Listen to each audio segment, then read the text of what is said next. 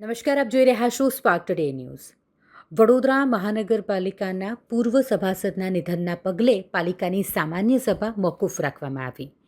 આજે મળેલી સામાન્ય સભા પૂર્વ સભાસદ એવા ડૉક્ટર અશોકકુમાર રામચંદ્ર લાલવાણીના નિધનના પગલે આગામી દિવસ પર મુલતવી કરવામાં આવી. સ્વર્ગસ્થ અશોકકુમાર લાલવાણી વડોદરા મહાનગરપાલિકાની 1986-87માં યોજાયેલી ચૂંટણીમાં કોંગ્રેસ પક્ષ તરફથી વોર્ડ નંબર 15માંથી મ્યુનિસિપલ કોર્પોરેશનમાં સભાસદ તરીકે ચૂંટાઈ આવ્યા હતા.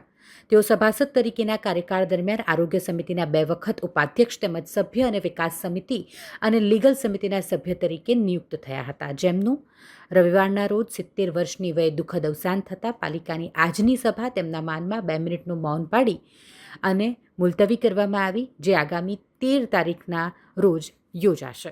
આજે જે સામાન્ય સભા રાખવામાં આવી હતી એ મુલતવી રાખવામાં આવી છે, કેમ કે પૂર્વ કાઉન્સિલર અશોકભાઈ રામચંદ્રભાઈ લાલવાણીનું અવસાન થવાથી આજે સભા મુલતવી રાખી છે અને અગાઉની સભા તારીખ 13/8/2026ના રોજ રાખવામાં આવી છે.